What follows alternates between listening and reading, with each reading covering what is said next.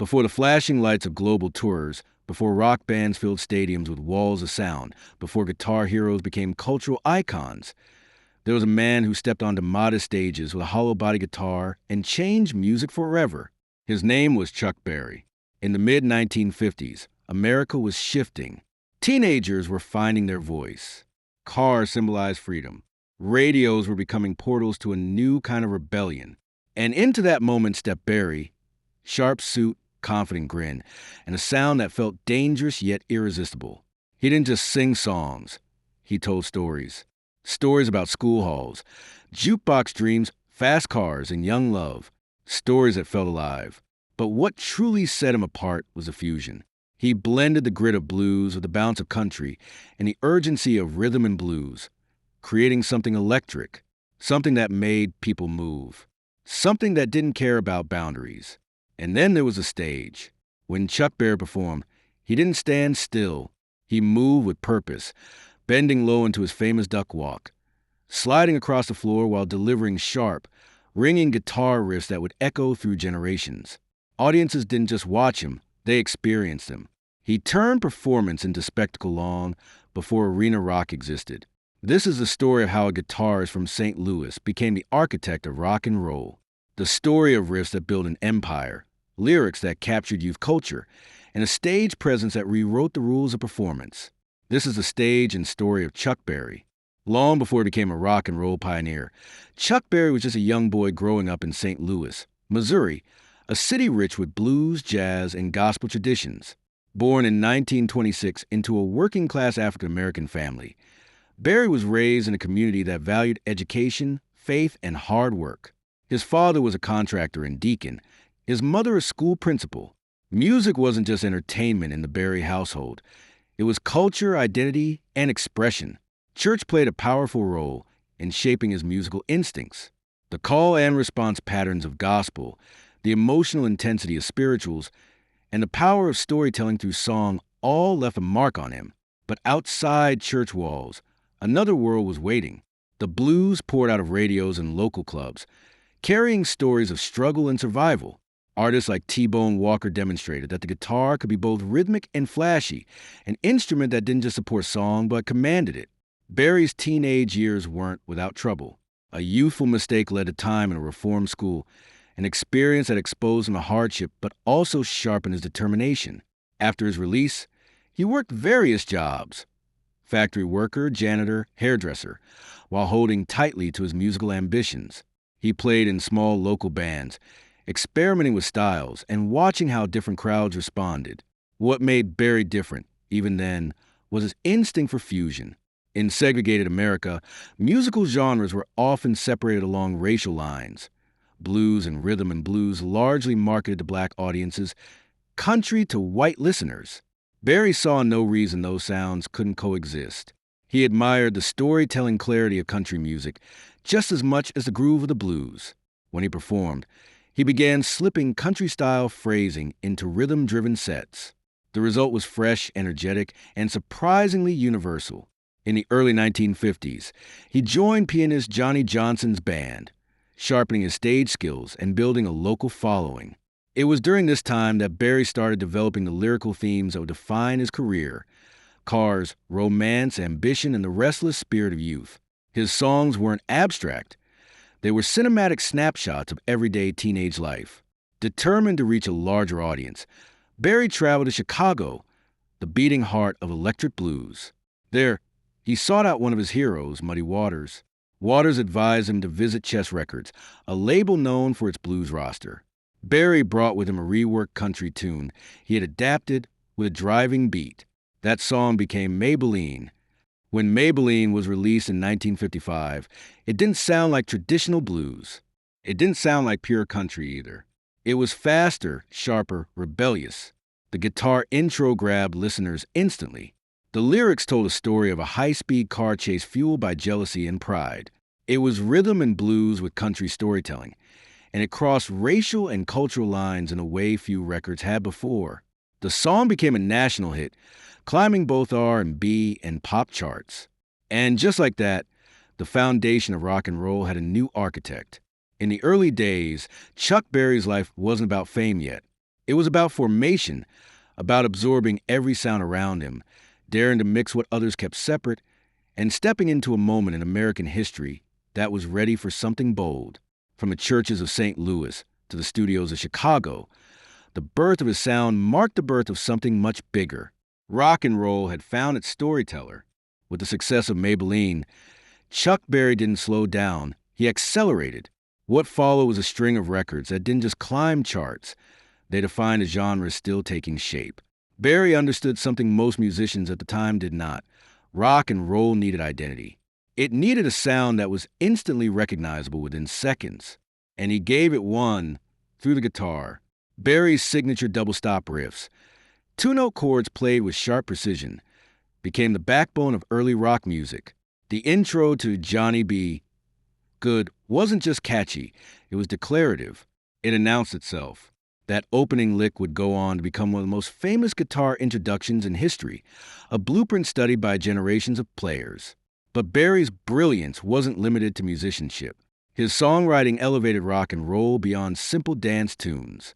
In School Day, he captured the restless energy of teenagers counting down the minutes until the final bell rang. In Roll Over Beethoven, he boldly declared that classical music should make way for the new sound of youth. His lyrics were vivid and relatable, filled with cars, jukeboxes, romance, and ambition. They felt modern. At a time when many songs were written by professional songwriting teams, Berry insisted on writing his own material. That autonomy gave his music authenticity. He wasn't just performing rock and roll, he was narrating it. His crossover appeal was groundbreaking.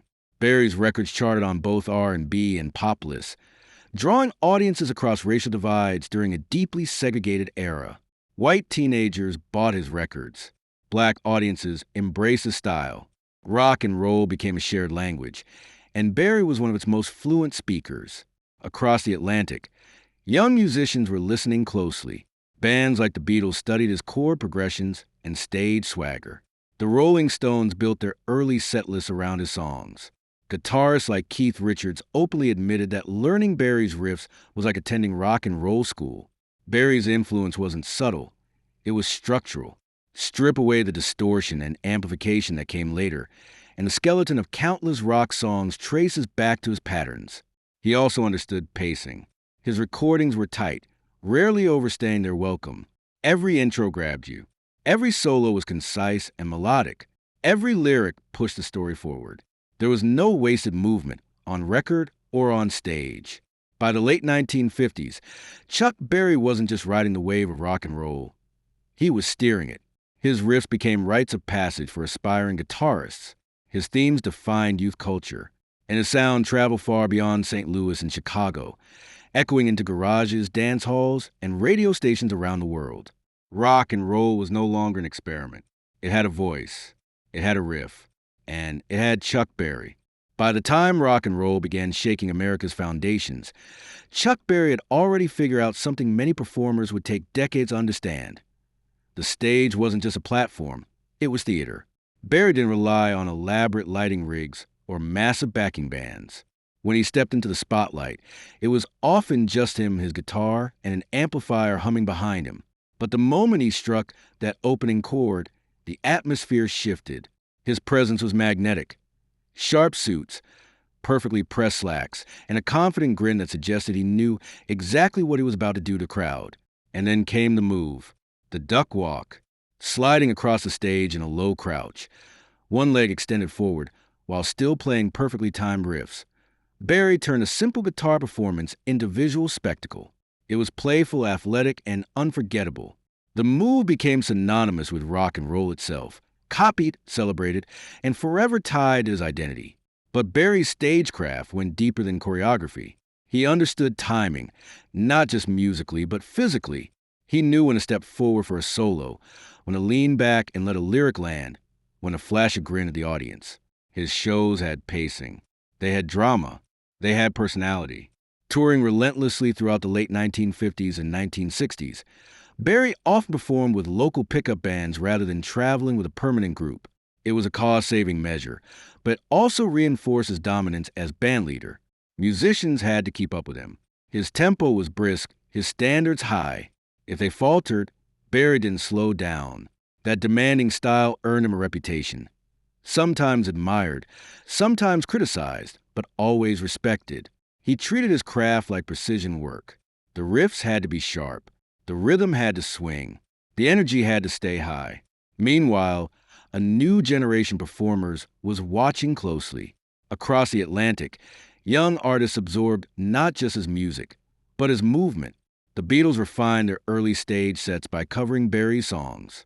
The Rolling Stones built their live swagger around the confidence he projected, and performers like Jimi Hendrix would later push stage theatrics even further, on a foundation Barry helped lay. What made Chuck Berry unique was that he balanced showmanship with musicianship. The duck walk might grab your eyes, but the riff kept your ears locked in. He never sacrificed sound for spectacle. The performance amplified the music, not the other way around. In an era when many artists simply stood behind microphones, Barry moved. He bent the boundaries of what a frontman could be. He blurred the line between musician and entertainer. Rock concerts would eventually grow louder, bigger, more explosive. But long before pyrotechnics and stadium screens, there was one man gliding across a wooden stage, guitar ringing bright, rewriting the rules of performance with every step. And audiences never looked at a rock show the same way again. By the close of the 1950s, Chuck Berry was one of the biggest names in rock and roll. His records were climbing charts. His tours were drawing packed crowds, and his influence was spreading beyond American borders. But fame, especially in a turbulent era, came with complications. In 1959, Berry faced legal trouble that would significantly interrupt his meteoric rise. Convicted under Mann Act, he served prison time in the early 1960s. The case remains controversial in how it has been discussed historically, but its impact on his career was undeniable. At the height of his early dominance, the momentum paused. Yet rock and roll had not forgotten him. When Berry was released and returned to music, something remarkable had happened. Across the Atlantic, British musicians have been studying his records intensely. Bands like the Beatles and the Rolling Stones were now leading what would be called the British invasion, and many of their early performances heavily featured Berry songs. In a twist of fate, while his own spotlight had dimmed temporarily, his musical DNA was conquering the world. Berry resumed recording and touring, delivering songs like Nadine and You Never Can Tell, proving his storytelling sharpness hadn't faded.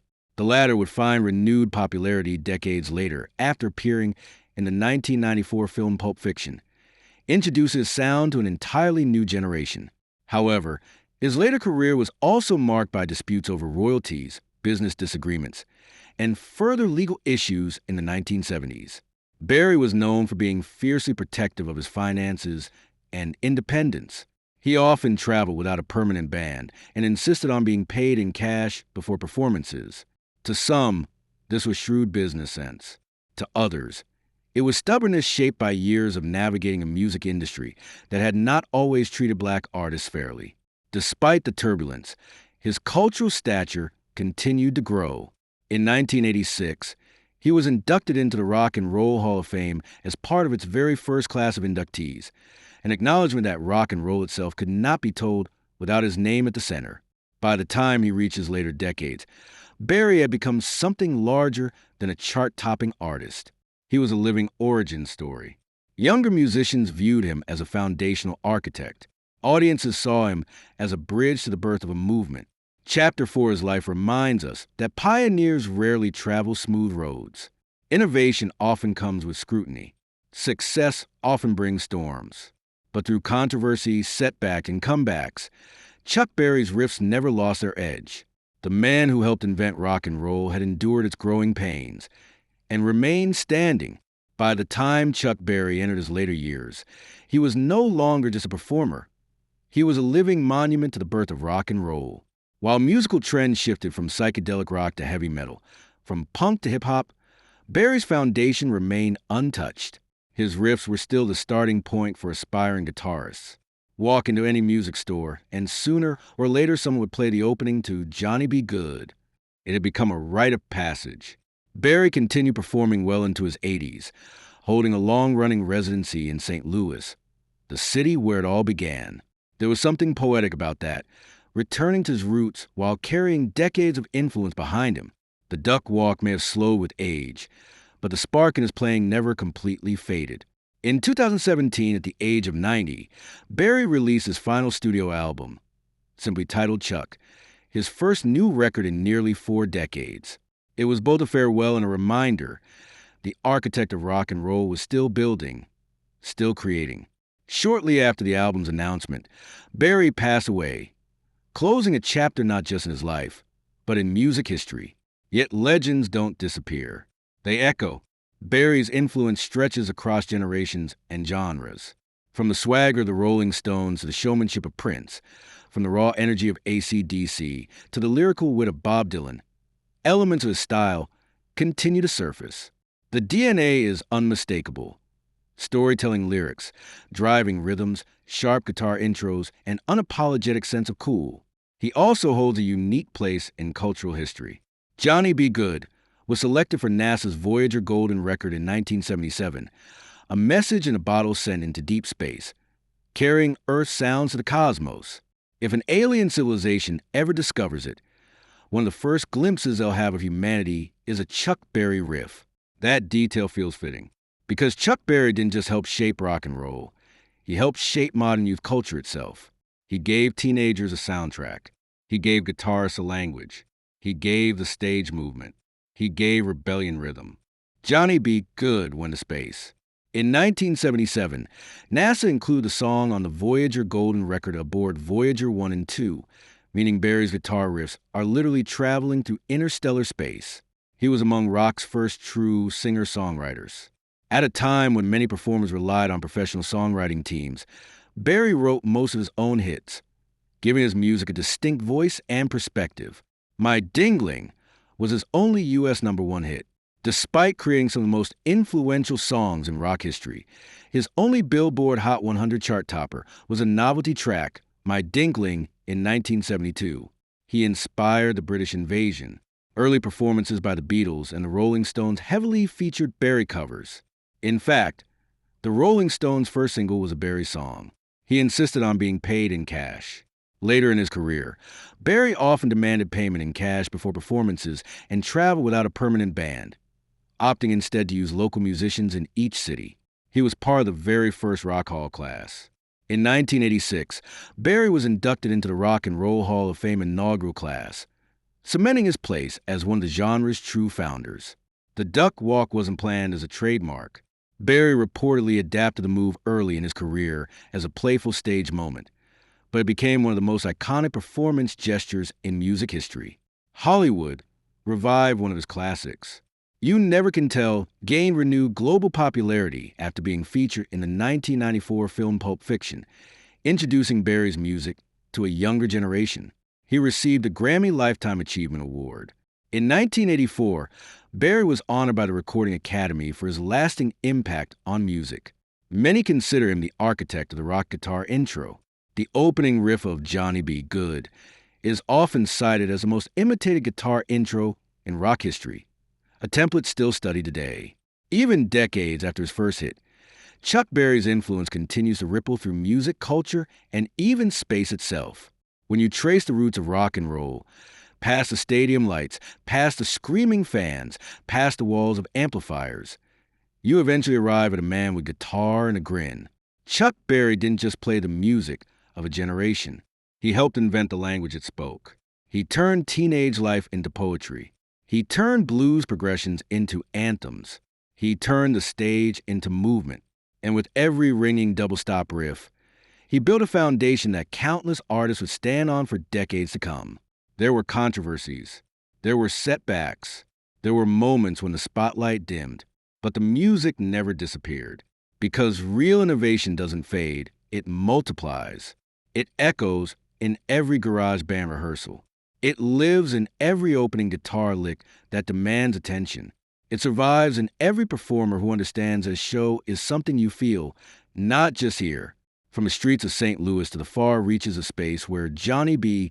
Goode now travels aboard Voyager, Chuck Berry's sound remains immortal. Rock and roll has evolved. It has grown louder, heavier, faster. But its heartbeat, its swagger, its storytelling, its spark still carries its imprint. So the next time you hear that sharp, electrifying intro. The next time a guitarist bends low and steps forward into the spotlight, remember the architect. Because as long as rock and roll lives, so does Chuck Berry.